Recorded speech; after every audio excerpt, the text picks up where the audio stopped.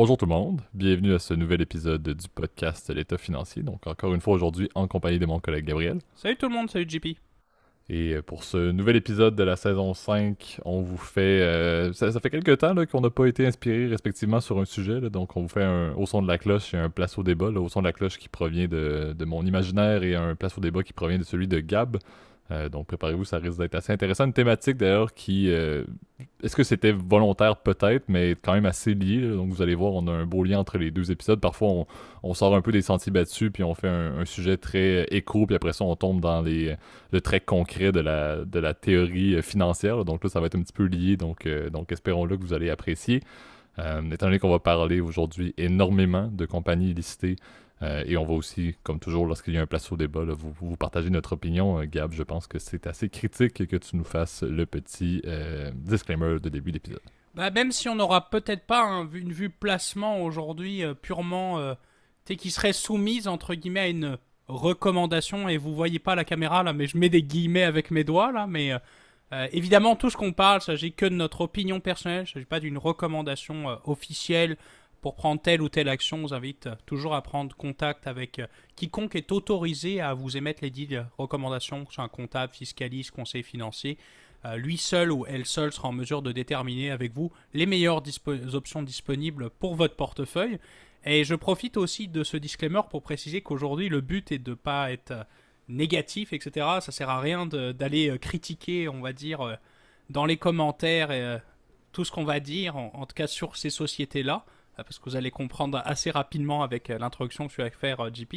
Euh, Ça sert à rien de faire de la hate, etc. C'est juste on va exposer des faits, en fait. Et évidemment, il s'agit d'être le plus exhaustif possible. Encore une fois, c'est pas l'opinion. L'objectif n'est pas d'être méchant, de pas discriminer telle ou telle entreprise, mais plutôt de donner les faits et de manière le plus transparente possible. Exactement. Et puis, au passage, d'habitude, Gab, tu fais mention, là, mais on vous remercie, là, comme toujours, pour les écoutes. Là. C'est, malgré la période estivale, assez impressionnant la dernière semaine. On salue également là, un certain retour du balancier, là, donc la répartition entre les auditeurs du côté de notre côté de l'Atlantique au Canada et de l'autre côté, surtout en France, semble de plus en plus égalisée. Là. Donc, effectivement, le podcast a toujours été fait avec plusieurs invités qui ont été, en général, ont été à peu près 50-50 entre un Québécois et un Français national sur chacun des épisodes qu'on avait, Jean-Baptiste également et Thomas qui se joignent. Donc, c'est bien de voir ça, mais merci à nouveau pour vos écoutes et on espère que ce podcast va vous plaire. Donc, commençons en force avec le premier segment, le Au son de la cloche. Parfait. Donc, oui, Gab, tu as fait un disclaimer qui était assez centré sur où est-ce qu'on s'en allait pour le premier segment et même le deuxième. Là. Dans le cadre du Au son de la cloche, on veut parler, et c'est un sujet, Gab, qu'on avait dans la liste. Je me souviens que tu l'avais lancé il y a de cela quelques mois d'ailleurs. Mais c'est les sociétés les plus détestées. C'est quelque chose qui, surtout aux États-Unis, là, fait office de plusieurs articles. Encore une fois, c'est très, très, très axé sur l'opinion de la personne qui les rédige. Là. Comme Gab, tu l'as dit, il n'y a pas de fait, il n'y a pas de ranking officiel qui mentionne les compagnies les plus détestées sur des faits ou des statistiques là, fondées. Mais il y a quand même beaucoup de bruit qui tourne là-dessus. Les États-Unis ont une culture aussi là, corporate, si on peut dire, là, qui est très axée sur le fait de, ben, si une compagnie vous fait un tort, vous pourriez très bien la poursuivre. Là. C'est une culture très, très américaine de la chose, là, que chaque compagnie peut être poursuivie 153 milliards de fois pour un même mal. Donc le but là, du segment est relativement simple. On veut vous partager au moins deux, là, une pour Gab et une pour moi. Si on a le temps, on en fera un petit peu plus également. Au total, si on est capable, on couvrira peut-être quatre compagnies de notre choix respectif. Parmi celles qui sont jugées, encore une fois, avec beaucoup d'opinions comme étant les plus détestées au monde. Je vais prendre la parole en premier là, avec une compagnie. Je sais que Gab, tu vas avoir panoplie de choses à dire, étant donné que c'est quelque chose également qui est intéressant. On en avait déjà parlé d'ailleurs au tout début, je crois, du podcast. On veut parler de Bayer, mais plus précisément de la compagnie Monsanto, qui est maintenant propriété de Bayer depuis quelques temps. D'ailleurs, c'est 2018 là, que Bayer a acquis pour 63 milliards de dollars le Monsanto.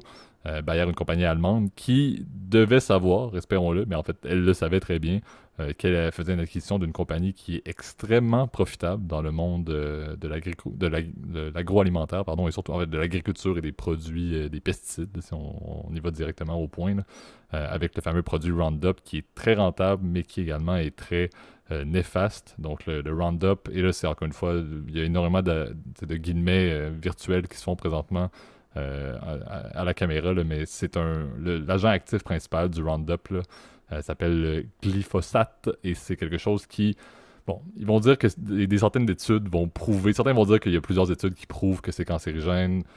Monsanto Bayer Monsanto va dire qu'encore une fois, il n'y a pas d'études fondées. C'est un peu là le point de contingence dans tout ça. Là, mais officiellement, le Roundup a, à moins d'avis contraire, là, des effets assez nocifs pour la santé dans les endroits où c'est utilisé. Et concrètement, le Roundup, on s'en rend peut-être pas compte, mais la majorité des terres agricoles vont en utiliser. Et c'est surtout une espèce de clash qu'il va y avoir entre Bayer et Monsanto qui ont un pouvoir énorme et les différents ministères de l'Environnement et de la Santé. Là, je pense qu'entre autres, en France, ça a été reconduit il pas trop longtemps, là, sur une période de 3 ans où Roundup est encore autorisé. Au Canada, je pense que c'était une période de 10 ans qui a été approuvée. Donc, il y a vraiment un jeu de force énorme de Bayer-Monsanto qui est imposé sur les gouvernements et ça fait en sorte que le Roundup est presque un must dans l'agriculture, ce qui fait en sorte que même s'il y a énormément de poursuites, il y en a une qui s'est terminée tout récemment d'ailleurs, avec justement une prise à partie en fait un gain, si on peut dire, d'un plaignant qui avait le cancer face à Bayer et la Cour suprême a tout récemment, je pense que c'est à peine un mois, a décidé de ne pas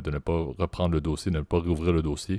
Mais on voit que le Roundup a un effet, c'est quelque chose qui est extrêmement utilisé et officiellement le Bayer avait mis, je crois, là, je pense que 6,5 milliards de dollars de côté là, au cas où en termes de paiement potentiel pour les procédures judiciaires qu'il pourrait y avoir face au Roundup. Mais encore une fois, et Gab, je te passe la parole là-dessus si tu veux ajouter quelques points sur Monsanto, là, Bayer Monsanto, mais c'est un produit qui est tellement profitable qu'à la limite, le 6,5 milliards qu'ils ont mis de côté, c'est à peine grand-chose par rapport au rendement et aux gains monétaires que cette compagnie-là fait à chaque année. Là. Ouais, et puis c'est pas le seul point, entre guillemets, de controverse, en fait, de Bayer-Monsanto. Je m'y attendais un peu, là, quand on t'a proposé l'idée du sujet. Je m'attendais à ce que tu parles, effectivement, de cette compagnie-là. C'est pour ça que moi, je l'ai volontairement pas mis dans ma liste. Tu vas voir, par contre, mon choix a fait pas mal de rebonds là-dessus. C'est pour ça qu'on passera pas trop de temps non plus dessus. Ouais, l'autre segment qui, on va dire, est assez controversé, c'est tout ce qui est les organismes génétiquement modifiés, donc OGM, qui sont aussi tu sais, des graines qui sont modifiées en fait pour avoir des qualités en fait plus intéressantes pour l'agriculture, donc qu'elles soient plus productives, qu'elles permettent, on peut dire, de moins abîmer la terre, parce que on sait qu'à chaque fois que tu plantes des terres, bah, au fur et à mesure des années, il faut que tu laisses ta terre hors de production, ce qu'on appelle la jachère en fait en français. Et bon, ces plantes-là en fait permettent d'avoir des meilleures résistances aux maladies, mais elles sont aussi critiquées par les groupes environnementalistes et évidemment écolos pour leur effet néfaste, on va dire, sur la santé humaine, puis aussi sur la santé, on va dire, plus généralement des écosystèmes. Donc c'est ça aussi un point, on va dire, de critique énorme. Et un autre point qui est assez critiquable aussi, justement pour refaire du rebond sur ces fameuses plantes OGM, c'est qu'ils ont une pratique, je ne sais pas si tu étais au courant de JP, là, mais quand tu n'utilises pas tes graines pendant un certain nombre, par exemple un an, eh ben, tu n'as plus le droit de les utiliser. Tu as le droit comme une Absolument. licence en fait d'utilisation. Et ce qui fait qu'évidemment les fermiers les plus pauvres, les plus précaires, ben, ils n'ont pas le droit, ils se font poursuivre en fait pour utilisation euh, frauduleuse en fait de la licence d'un produit contrôlé par Monsanto. Et ça a été une des raisons pour lesquelles évidemment cette compagnie-là a été extrêmement critiquée. Je pense que bon, c'est assez évident, on va dire, de voir cette compagnie comme critiquable. Après, bon, évidemment, ils rendent des services, tu vois, et c'est pour ça que ce produit-là reste encore très utilisé, en tout cas pour le Roundup, très utilisé dans l'agriculture. Même chose pour les plantes OGM, elles ont évidemment tout leur intérêt, surtout dans des écosystèmes, je dirais, où il y a beaucoup de parasites, par exemple de moustiques, etc., qui peuvent abîmer en fait la production et qui pourraient avoir des effets néfastes, en fait, tu vois, sur l'approvisionnement, en tout cas, de nourriture. On le voit avec ce qui se passe en Ukraine, hein, tu as vu quand il y a un trouble, on va dire, dans la chaîne d'approvisionnement agroalimentaire mondiale, bah, tu vois, ça a des conséquences jusqu'à notre assiette chez nous. Là, donc, comme quoi, tu vois, ça peut avoir ses conséquences. Est-ce que tu veux que je passe du coup à mon deuxième Absolument. Va pour ta compagnie, effectivement. Ouais, et puis je vais te laisser discuter dessus, parce que je pense que tu auras peut-être ta vue dessus. Donc mon premier choix, pardon, il s'agissait d'une compagnie toujours dans le secteur de la pétrochimie, on va dire plus de la chimie plus généralement, puisqu'il s'agit de Union Carbide, qui est aujourd'hui une filiale de Dow Chemicals, qui est peut-être la plus grande société de produits chimiques en fait au monde.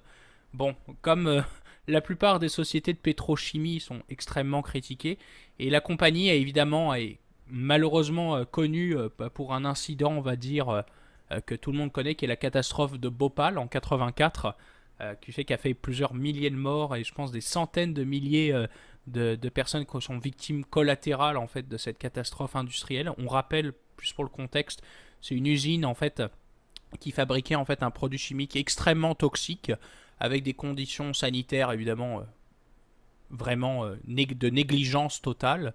L'usine a explosé, ce qui a fait qu'il y a eu un espèce de nuage toxique sur toute la ville, et donc tu as eu, je crois, 1,5 million de personnes qui se sont rendues aveugles en fait à cause de ce produit-là. Donc évidemment une catastrophe. Et la compagnie a toujours nié en fait, toujours nié toute responsabilité en prétextant que c'est sa filiale qui a mal fait le travail, etc. Alors qu'il y avait des documents ont prouvé que c'était vraiment une négligence. Il y avait des négligences importantes dans toute la structure hiérarchique de la compagnie. Bon, aujourd'hui, ça fait partie de Dow Chemical. Je m'assure, je souhaite qu'il y ait quand même des procédures qui soient strictes quand même pour la manipulation de produits chimiques potentiellement très dangereux. Même si on le voit que, tu vois, les catastrophes industrielles, tu vois, ça existe toujours et on en a même quasiment chaque décennie, on entend parler de ce genre de catastrophes qui puissent arriver, là.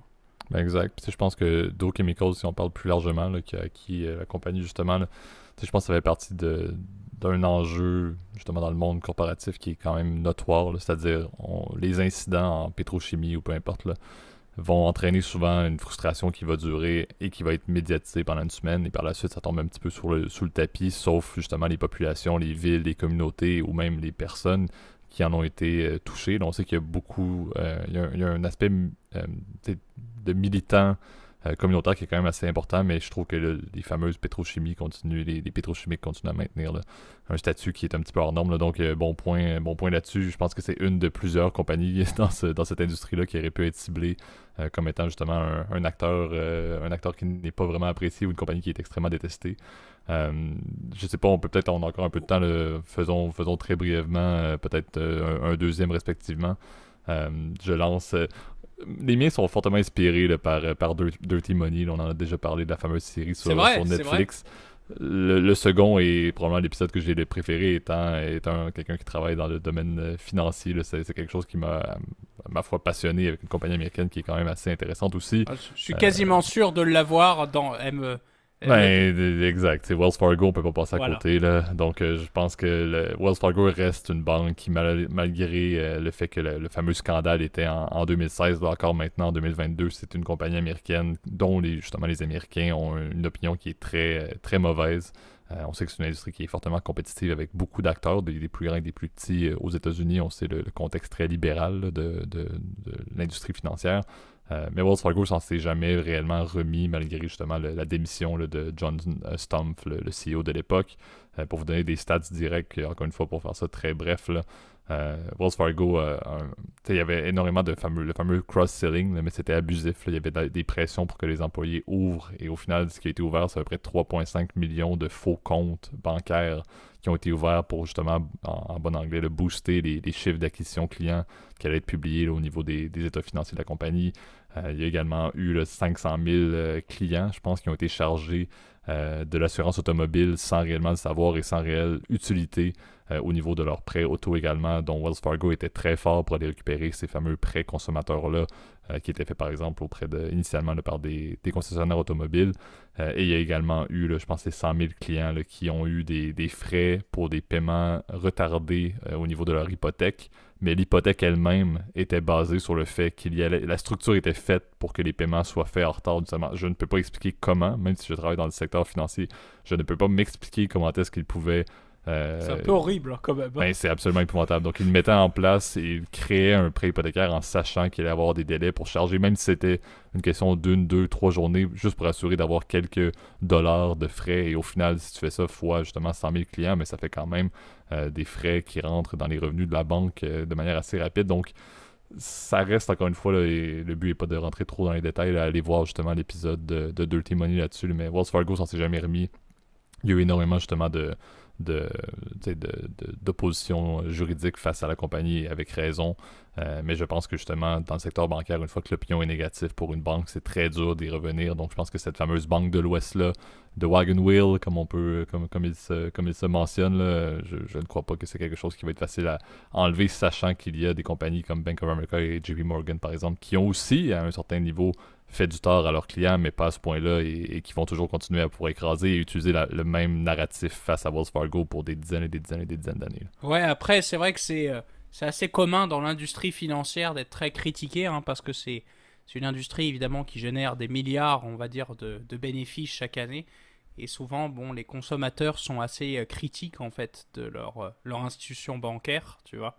Et je pense que Wells Fargo, comme toutes les banques d'ailleurs, sont très critiquées principalement pour les frais, hein. On sait que c'est quelque chose aussi qui embête les consommateurs. Pourquoi il y a des frais cachés, etc. Pourquoi des fois un service bête et méchant coûte de l'argent, tu vois. C'est bête, hein, mais j'ai le souvenir, par exemple, même, tu vois, à l'époque où ça fait quand même assez longtemps, là, mais ça fait maintenant 8 ans, quand j'habitais en France, tu vois, je payais les mois pour avoir accès à mon appli mobile, tu vois. C'est un truc qui est impensable aujourd'hui de dire bon, je paye des frais pour pouvoir regarder combien j'ai d'argent sur mon compte, tu vois. Et c'est ce genre de choses aussi pour lesquelles en fait le public est assez critique en fait de l'industrie financière.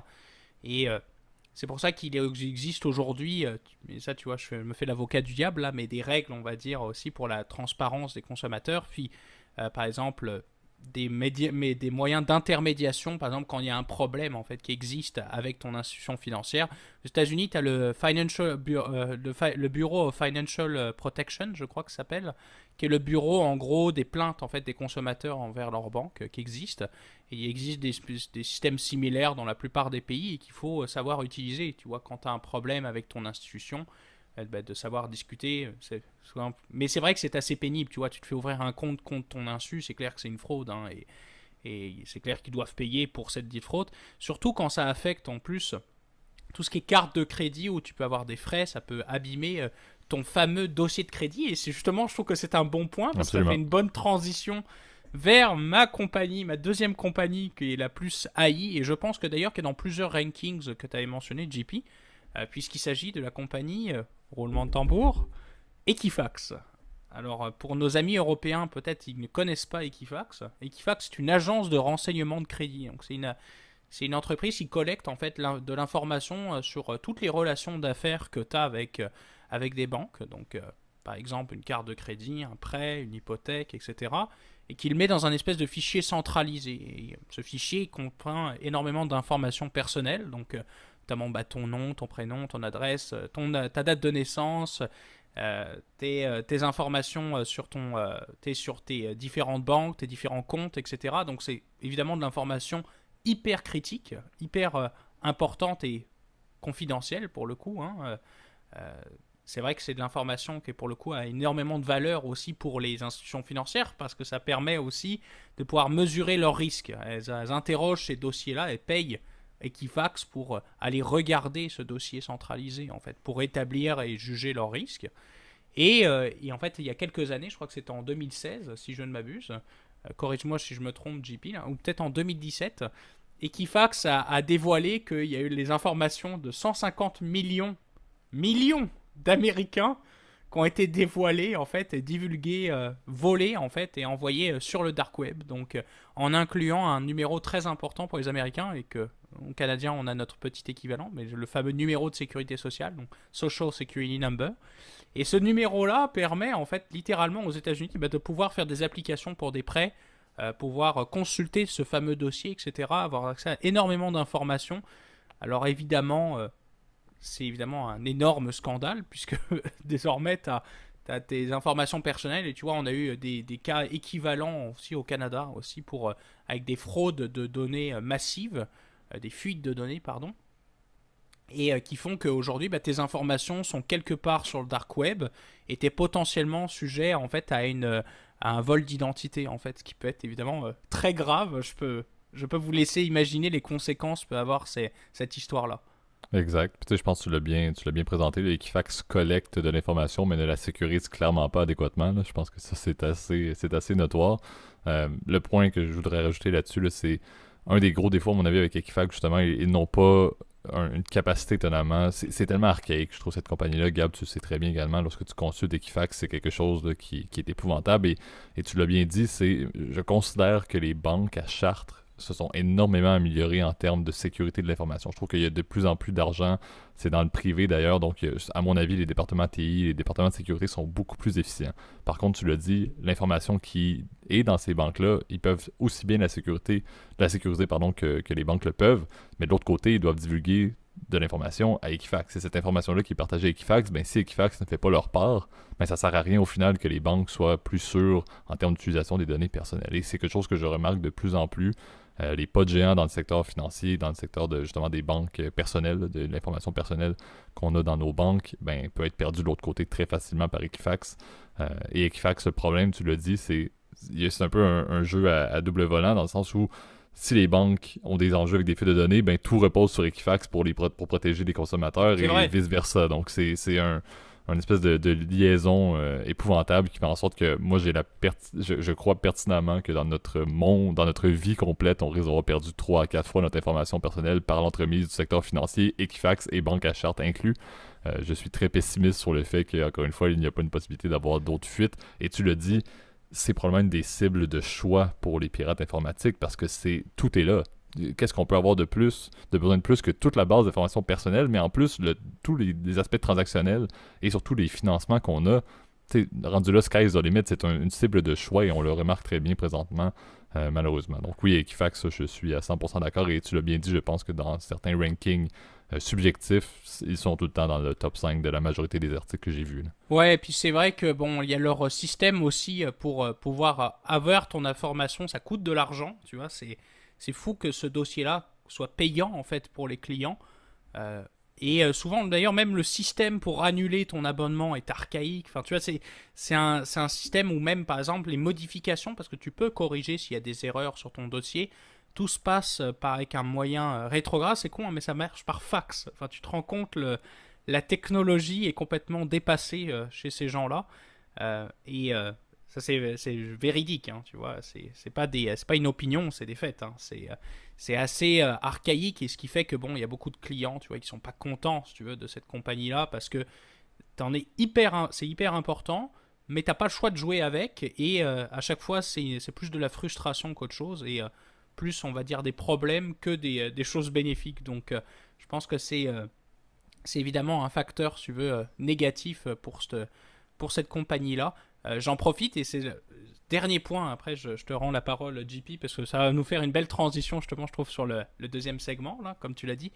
Euh, Ce qui est assez terrible, c'est de se dire, comme tu l'as dit, que les banques sont dépendantes d'Equifax pour leur sécurité de leurs clients. C'est parce qu'elles disent, ah oui, inscrivez-vous à Equifax, comme ça, si jamais il y a quelqu'un qui interroge votre dossier, vous êtes au courant. Mais en même temps, de l'autre côté, tu es face à une compagnie qui elle-même ne sait pas gérer ses propres données. Donc c'est un cercle sans fin, tu vois. Et bon, alors la meilleure méthode que je pourrais donner, évidemment, pour surveiller ces affaires, et là c'est mes conseils personnels, tu vois. Là, pour le coup, on repasse sur des opinions. Ben, quand même, essayer de trouver des solutions alternatives et gratuites à Equifax. Il y en a pas mal qui sont disponibles sur le net. Oui, c'est pas parfait en termes de données privées, mais au moins vous êtes au courant si jamais il y a quelque chose dans votre dossier qui cloche. Comme ça vous lance une alerte. Changez vos mots de passe. Ça, je l'ai vu 50 fois, mais les gens qui n'ont pas des mots de passe similaires sur plein de sites internet, mettez-vous des mots de passe différents. Il y a plein de solutions disponibles sur le net de gestionnaire de mots de passe. Et puis utilisez des mots de passe sécurisés, donc avec des chiffres compliqués. Pareil, gestionnaire de mots de passe, c'est très facile. Activez l'authentification à double facteur aussi, s'il vous plaît, sur vos sites bancaires. Hyper important. Et je pense qu'on est prêt à rendre du coup l'antenne pour le deuxième segment. Exactement. Donc, l'autre ajout, là, allez lire sur les autres compagnies et surtout là, informez-vous au niveau de même les compagnies avec qui vous faites affaire. Je pense que c'est important là, de prendre conscience de tout ça et surtout là, des recours. Il y a plusieurs recours collectifs qui peuvent être intéressants d'entrée. Il y en a un d'ailleurs que Gab et moi, on fait partie pour une compagnie québécoise, entre guillemets, là, qui, encore une fois, on Les verra gens si on... reconnaîtront, je pense. Absolument. Donc, on espère pouvoir faire notre 5,72 $ canadiens dans le recours collectif. Mais ça, c'est pour un autre temps. Donc, passons effectivement maintenant au deuxième segment, le place au débat.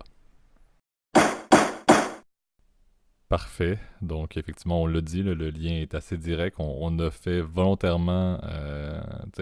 on n'a pas parlé de cette compagnie-là, mais elle fait partie, selon moi, également des plus détestées. On parle d'Uber présentement. Et pourquoi est-ce qu'on veut parler d'Uber? Mais on veut parler des Uber Files. Et encore une fois, parler un petit peu de ce qui se passe avec Emmanuel Macron depuis une semaine en France. Encore une fois, c'est un sujet proposé par Gab, c'est assez évident. Mais je pense qu'il y a quand même un intérêt assez important. Le premier bloc que je vais dire, c'est je pense que tout ça, et encore une fois, place au débat, donc opinion, je le dis tout de suite. Là. Mais le premier bloc que j'irais mettre, c'est je pense que le fait que ce soit Uber plus que n'importe quelle autre compagnie vient encore plus amplifier le scandale qu'il y a présentement et toute l'éclaboussure qui retombe sur Macron. Je pense que Uber est tellement haï en grande partie à cause des enjeux que ça a créé lorsqu'ils ont été implémentés dans plusieurs pays. À travers le monde, ça a toujours été la même chose, mais les fameux débats entre les chauffeurs de taxi à licence, le droit du travail et Uber qui arrivaient avec leur fameuse plateforme et leur modèle un petit peu non conventionnel par rapport à l'industrie, je pense que ça amplifie énormément le problème. Maintenant, je pense aussi qu'il y a un côté très politique derrière ça. Suivant les élections et l'arrivée de Macron, je pense aussi qu'il y a, encore une fois, un aspect très politique derrière ça. Pour vous donner un petit peu, encore une fois, d'introduction là-dessus, et Gab, tu pourras par la suite là, entrer dans le vif du sujet. On parle un peu là, de ce qui est sorti avec le fait que ça a été mis au jour que Emmanuel Macron, lorsqu'il était ministre de l'économie et des finances là, sous Hollande, a été un peu un... Bon, je vais utiliser le terme lobbyiste, mais c'est pas tout à fait ça. C'est un des points qui est extrêmement utilisé par l'opposition présentement, justement, dans les médias. Là. Mais le fait que Macron a aidé à faciliter l'implantation en France d'Uber, c'est ce qui est sorti. C'était une enquête, je crois, du Monde. Corrige-moi, Gab, si je me trompe, mais je pense que c'est le Monde qui a sorti ça. Et que ça a été fait, encore une fois, de manière discrète, selon certains, là, et que ça a été fait un peu dans l'ombre. Il y a deux positions assez évidentes. Une, il était ministre de l'économie et des finances. Est-ce que c'est anormal pour un ministre de l'économie et des finances de rencontrer, de faire affaire avec des grandes têtes de compagnies lorsque c'est le temps d'entrer en France? À voir. Et il y a de l'autre côté des personnes qui disent mais ça aurait dû être mis au jour dès le début.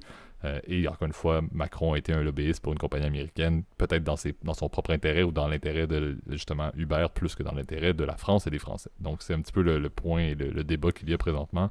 Gab, je te laisse le plancher là, pour entamer tout ça dans ce qu'on, je le réitère, un place au débat. Ouais, j'ai trouvé ça drôle comment t'as fini la phrase au service de la France. Je trouvais que c'était très... D'ailleurs, je vous invite, chers auditeurs... Je pense que je mérite un passeport à force de faire, à force de m'introduire dans la culture de par les différents sujets du podcast que tu présentes. Gab, je pense que je devrais être membre honoraire ou chevalier de je sais pas quoi, là, mais je pense que je mérite. c'est l'ordre national du mérite qui pourrait te revenir, mais bon, ou la Légion d'honneur, mais bon, là, c'est... On n'est pas rendu, mais bref, si un jour j'ai un dossier de candidature, cet épisode sera mis en lien pour obtenir cette distinction-là. On demandera peut-être à Emmanuel Macron s'il nous écoute, hein, salut. Je pense pas. Laisse-moi en douter. Laisse-moi en douter. On ne sait pas, peut-être quand il se réveille le lundi matin, il se met l'état financier. On ne sait pas. Bref, trêve de plaisanterie, mais oui, en effet, t'as pas mal résumé en fait l'affaire Uber Files. En fait, certains diront scandale d'été, d'autres diront vrai scandale d'État. Hein. Ça, c'est un peu toujours le problème d'ailleurs depuis en fait l'élection d'Emmanuel Macron. D'ailleurs, beaucoup d'auditeurs me reprochent d'être très pro Macron. C'est pas toujours le cas. Hein. Faut avouer que j'ai été personnellement assez choqué en fait comment dire des révélations du Monde et du consortium international des journalistes d'investigation, donc qui regroupe Le Monde, mais aussi le Guardian, etc. Plein de journaux de très grande qualité, qui sont connus quand même pour leur sérieux, on va dire journalistique.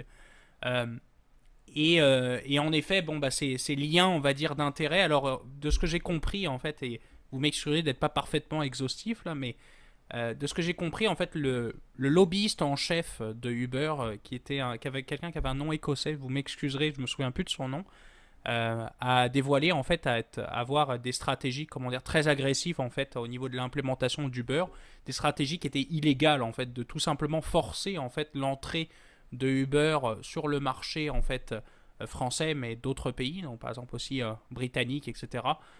Uber s'est tout simplement installé avec ce système Uber Pop en fait, qui était n'importe qui pouvait s'improviser chauffeur de taxi du jour au lendemain.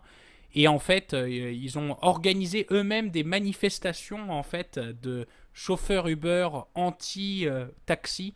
Tu vois que c'était dangereux hein, potentiellement pour ces gens-là, puisqu'ils pouvaient se faire caillasser leur voiture. Enfin, je te laisse imaginer tout le, comment dire, les conséquences qu'il peut y avoir à ces espèces de manifestations sauvages.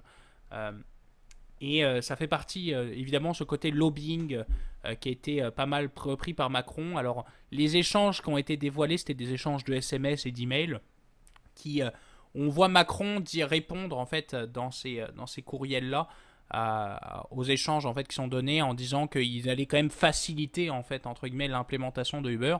Lui se défend en disant qu'il a permis en fait de rendre le marché du travail français, qu'on sait est assez rigoureux en fait en termes juridiques, plus flexible, en lien avec les lois, les fameuses lois Macron qu'il avait signées, qu'il avait en tout cas propulsées sous la présidence Hollande, donc quand il était ministre de l'économie.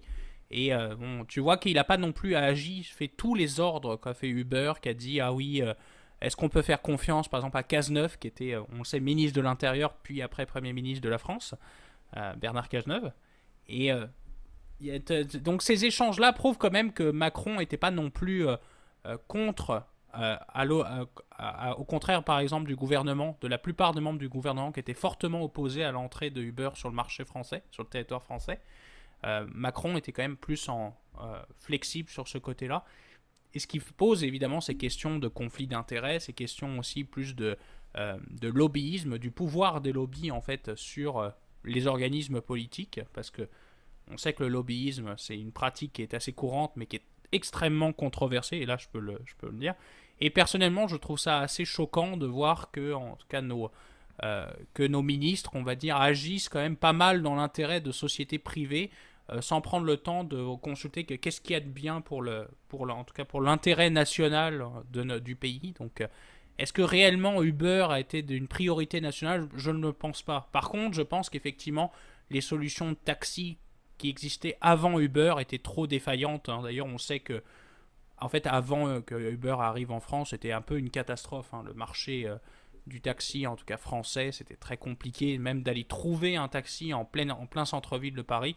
Les Parisiens qui nous écoutent confirmeront probablement, on va dire, mes dires. Donc il y a du positif en fait dans l'arrivée de Uber, mais on voit quand même que c'est les manières dont ils ont fait en fait pour rentrer sur ce marché-là sont très critiquables et franchement assez dégueulasses, quoi.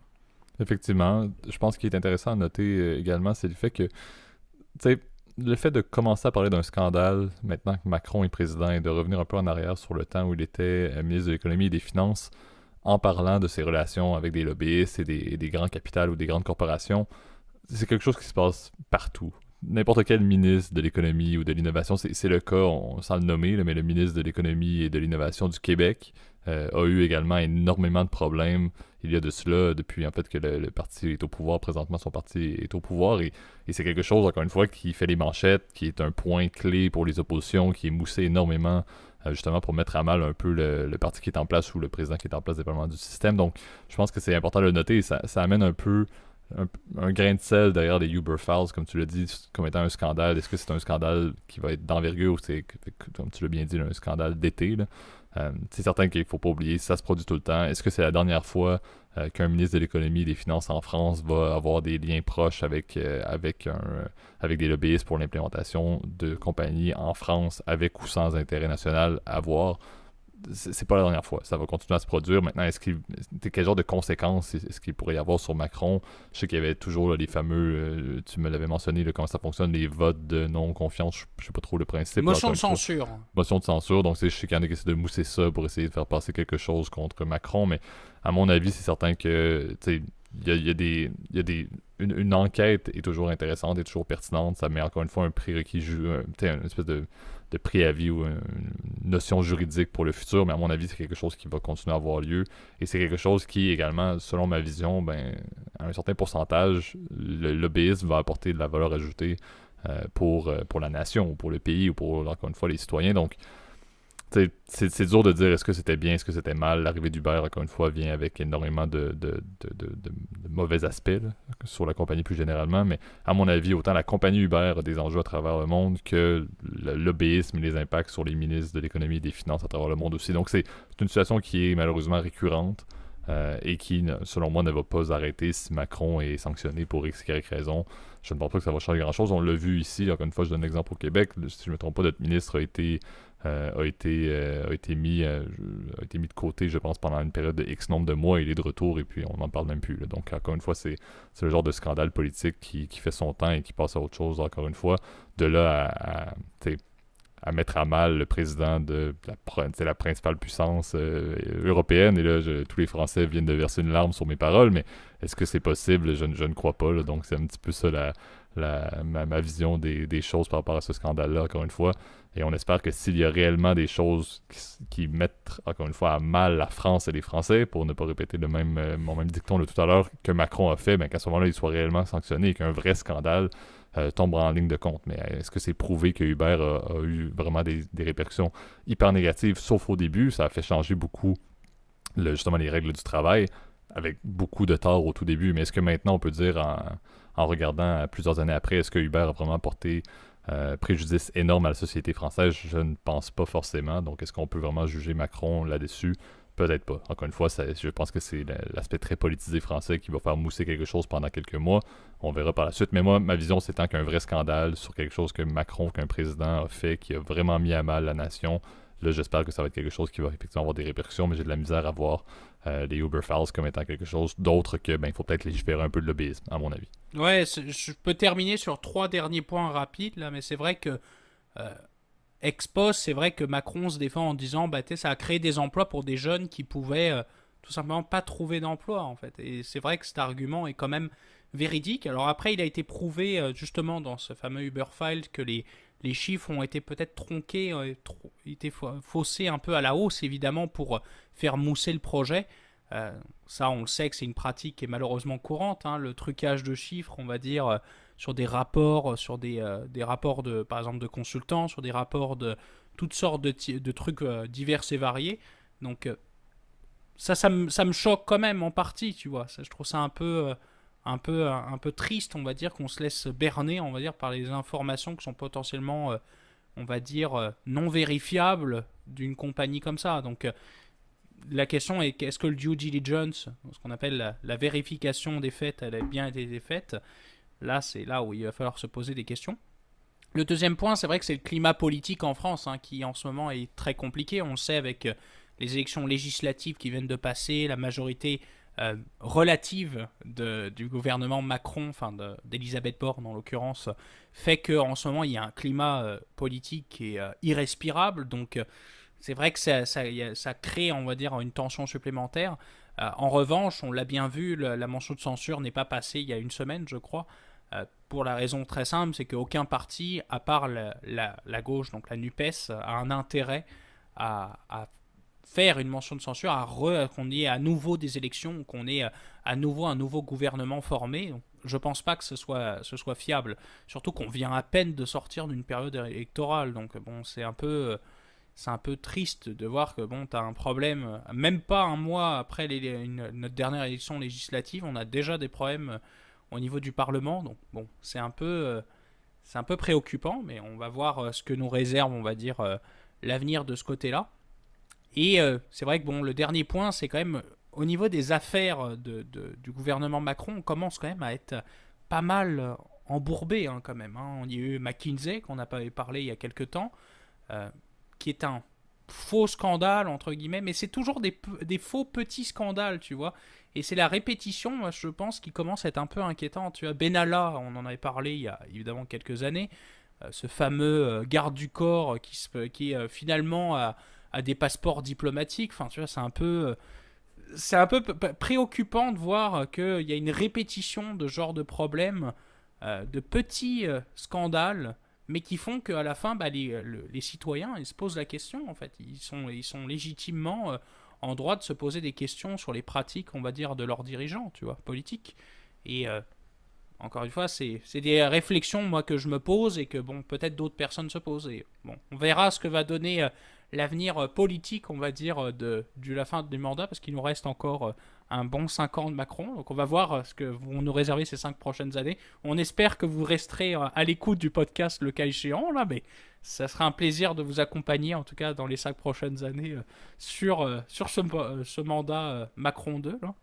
Exact. Puis tu sais, je pense que comme chaque place au débat, là, c'est vraiment là où la zone commentaire sur YouTube là, prend tout son sens. Donc n'hésitez pas à aller mettre votre opinion. Alors, encore une fois, j'ai toujours été fasciné par justement l'aspect politique français. Je l'ai souvent dit, et Gab, tu le reprochais un petit peu à ton arrivée, là, le fait qu'au Québec, on est très...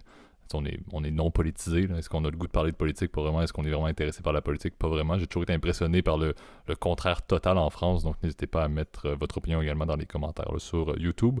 C'est ce qui nous amène d'ailleurs à la fin de l'épisode. Là. Donc j'ai déjà moussé un petit peu YouTube avant même la fin. Là, mais je te laisse, Gab, là, reprendre la parole pour le mot de la fin que j'ai d'ailleurs fait dans les derniers épisodes. Là, mais je te redonne la couronne pour conclure ça en force pour cette semaine. Ah, la couronne, là, t'es du mauvais côté de la Manche, là, pour le coup, là. Effectivement, mais faut pas oublier, je reste britannique jusqu'à ma souche. Non. Mais moi c'est ça qui est difficile, c'est que j'ai une allégeance non seulement à Sa Majesté, mais quand même à l'empereur, entre guillemets, au roi Macron, on va dire, dans les deux côtés. Donc c'est un peu... c'est assez paradoxal, mais bon. Allez, mot de la fin, parce que sinon nos auditeurs vont nous perdre. N'oubliez pas de nous retrouver sur les différentes plateformes audio, donc podcast, Spotify, Apple Podcast, Google Podcast, Overcast, Amazon Podcast. Je pense les avoir toutes citées. Sur YouTube, tu l'as bien dit, JP, avec l'espace commentaire, mettez un petit like, partagez la vidéo si ça vous a plu et profitez-en pour en partager à vos amis, à votre famille. Meilleure façon de nous encourager et de nous, en tout cas, de faire connaître notre travail et notre production au plus de gens possible. Notre passion, j'irais même ajouter. Hein. Parce que c'est littéralement ce qui nous amène à continuer depuis plus de 2 ans à chaque semaine de manière continue et on le répète, là, toujours un épisode par semaine, c'est vraiment la passion. Je le dirais, je pense pas que tu aurais pu mieux le dire, JP, exactement notre hobby, tu vois, ça nous fait plaisir et écrivez-nous, vous savez, ça nous fait toujours plaisir de vous lire, en tout cas de vous écouter si jamais vous voulez nous envoyer des notes vocales, on sait jamais un jour. Mais si tel est le cas, faites-le. Ça nous permet aussi d'avoir d'autres sujets. Si vous avez des idées de sujets, on sait qu'on répond toujours et on essaie toujours de faire toutes vos suggestions. En tout cas, on vous souhaite à tous une très bonne semaine et à la prochaine. Bonne semaine tout le monde. Salut.